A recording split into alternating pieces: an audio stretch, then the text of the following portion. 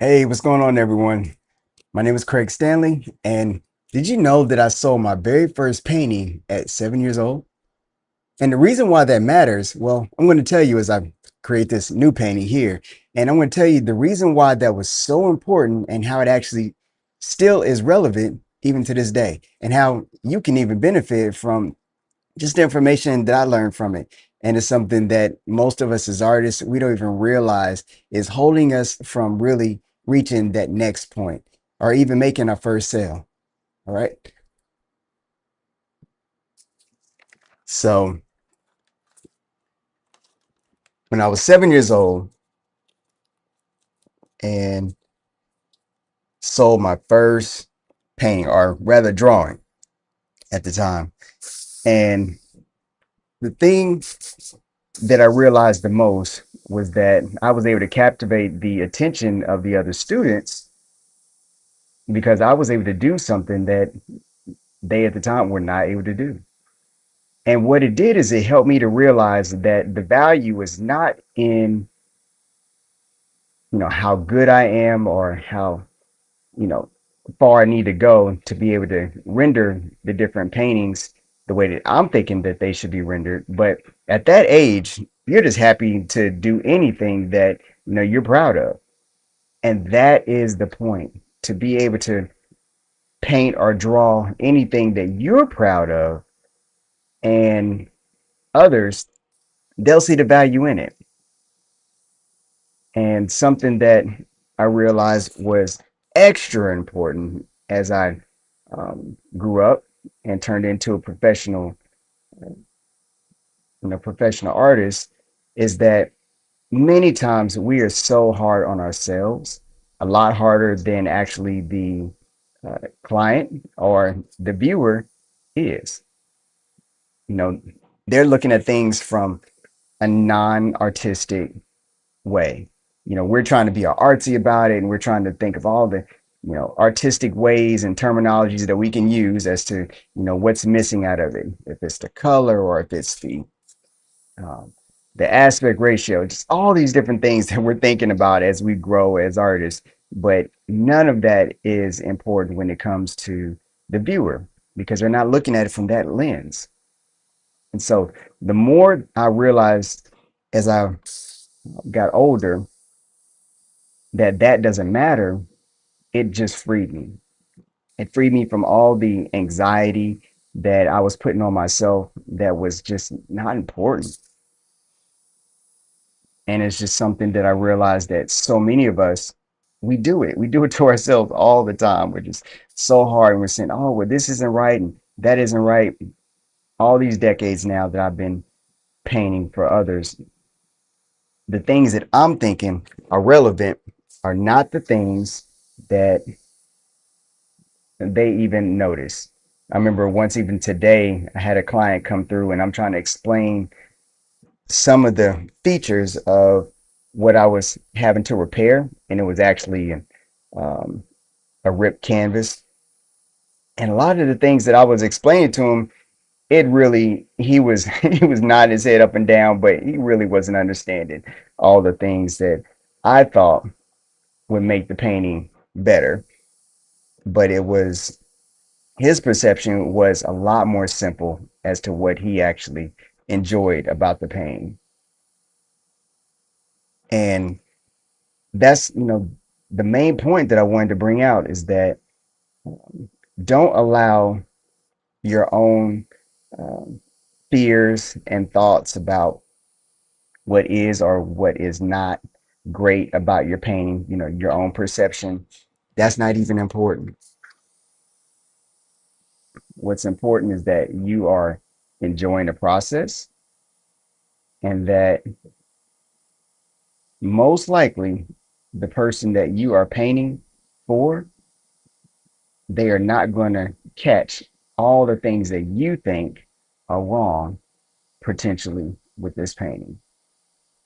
So that's going to free you. That's going to allow you to be able to truly enjoy, the painting. And isn't that the whole purpose of it? We're supposed to enjoy what we're doing and not be all caught up in, oh, it's not this and it's not that. I always say in my entire career, I've been able to be paid to practice, to be able to just get better one painting at a time and not be so, hard on myself about what it's not. And because I enjoyed painting all this time,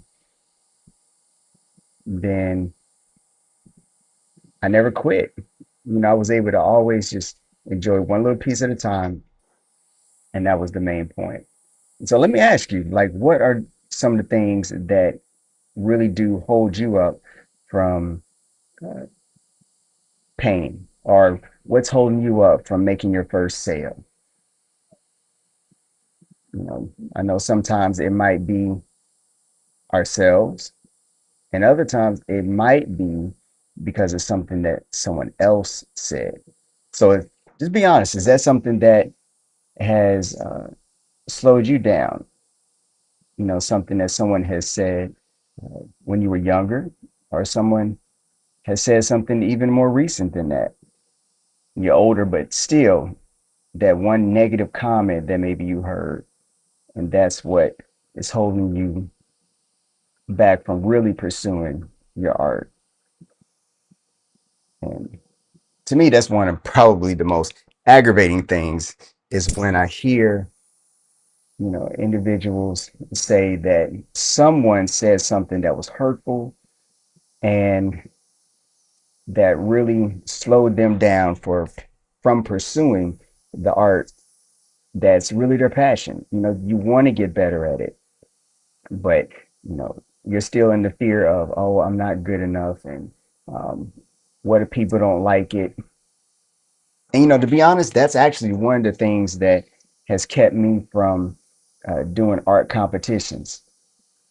I don't think I've done but maybe one art competition, and that was when I was still in school, like grade school, to do an art competition. And the reason why is because for what? If I have individuals that are already paying, I already have customers that are paying me for my art. In other words, they're telling me that they think that it's good enough for them, then why would I need approval from some judge someplace that has their own perception as to what good art is? And so that's what I'm going to ask you. Like, have you ever entered a contest or decided maybe you didn't want to enter a contest because of possibly the negative feedback that you would get? Well, I'm here to tell you that those contests, there's no real point in it. I mean, I guess if you're going to try to win some type of award and you think that this particular award is going to uh, give you some validation that might get you to a different place in your career, well, sure, fine, you can do it. But I'm just going to say that for me, that was never an issue that has slowed me down in my career at any point. And I know many other artists that's the same way. Their career has not been affected negatively because they did or did not, enter art competition. So that's just something, I want to pass on to you that the when it comes to the value of your artwork. I know a lot of times I get this particular question, how do you price your artwork, and how do you know those things? Well, I realized that the perception of what art is actually valued is just based on that particular viewer. So if they make a connection with it, or they think that it's just, so good for all these different reasons, they're going to be willing to pay for it. As a matter of fact, let me give you an example. If you spent an hour on a piece of artwork versus something that you spent a month on, which one do you think is going to be more valuable? Which one do you think people are going to spend more money on? Is it the one that you spent the most time on, Or is it the one that people believe actually has more value to them? Well, it's the second one. Remember, once I uh, spent a really long time on this particular painting, and I'm thinking that that's definitely the one that should be more expensive and one that people will be willing to pay more money for. Wrong. That wasn't it at all. It was the one that I spent less time on, but people connected with more. And so that was a real valuable lesson to me that let me know that what I think something should be worth is not actually or necessarily what others think it should be worth. And it could be the one painting that you spent the least amount of time on that people connect with, and boom, it's way more valuable to them. And so, it's a trial and error thing when it comes to, your pricing, but the more you do it, I'll just say, the more comfortable you would get with pricing. But no matter what, just enjoy your time doing it. And with that, joy, you're not going to give up on it. You'll continue to be able to do it and not worry about what other people think. And that's what's kept me happy all these years. I'm sure it'll be the same thing for you. So this particular painting that I'm doing of my puppy Riza, she's a Bernedoodle, and I enjoy using the airbrush, especially when it comes to the hair, because it allows me to be able to paint in a kind of wispy type of a way and get in, different look. That's just easier for me to do than if I'm using a traditional paintbrush. So let me ask you, what do you like to paint with?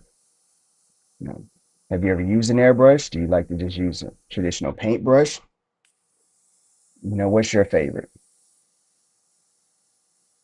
But no matter what it is, just remember, to enjoy yourself, have fun, and that's what's going to help you to be able to create the art that people are going to connect with the most. And I know that for me also, what has helped in my career in painting is not just knowing how to use different tools, but also how to use or how to um, paint on any particular surface. I know that uh, most of us were used to using just a traditional paintbrush, but the thing that has helped me to be able to say yes to anyone that comes at me now and asks me to paint something is the ability to paint on any surface. To be, because some surfaces are best with a paintbrush, perhaps. Other surfaces are best when you're able to spray on the paint. And then the other aspect of it is knowing what types of paint to use for the different surfaces. Which ones, what paint's going to stick to it? Because some paints are not going to stick to certain surfaces. And then some tools, like a paintbrush, may not be best for a particular surface. Might need to spray it. So knowing these different tricks and tools, that's what's going to help you also uh, to be better, to be better at the different uh, jobs, to be a, if you're trying to do it for a career, to be able to take on anything that comes your way.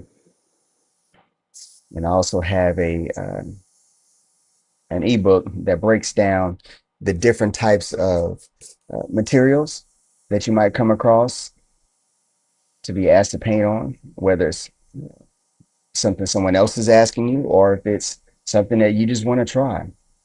And if that's something that you're interested in, then have an ebook that can help you out. And just let me know and I'll just shoot it to you for free. Breaks down all the different surfaces and the things that you want to use with that particular surface. That has been the longevity of my career, has been able to understand those things. So I want to be able to help you to speed up the process if you're not familiar with the different surfaces and what to use to paint on best. Then I can help out. So as you can see with this airbrush, and this is not an Iwata airbrush. It's my favorite one because of how well it atomizes the paints that's in it. So in other words, it breaks down the molecules a lot more to where you can go further with the amount of just a little bit of paint that's in the airbrush. Goes a little bit, goes a really long way.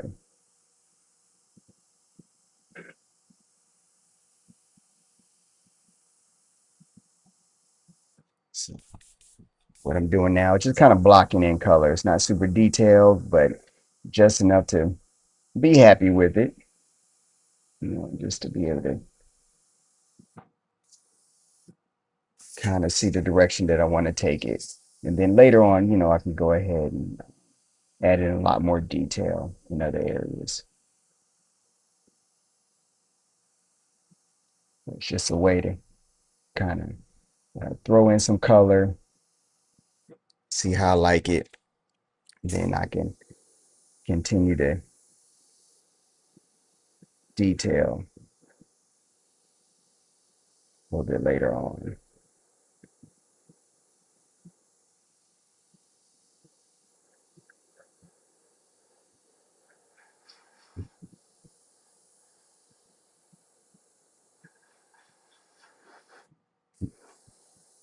Try to get her paw in there.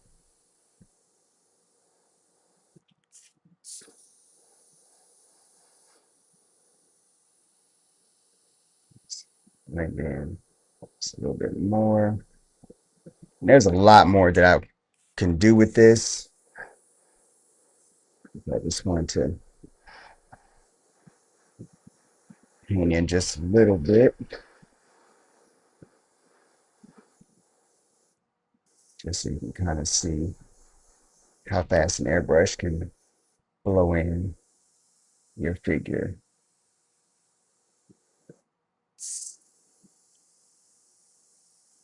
Yeah, let me know what you think.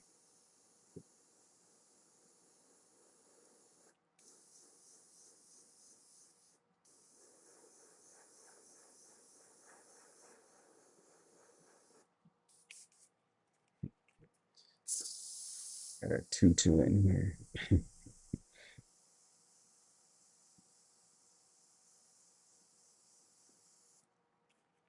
Right. So just a little practice session tonight, nothing serious.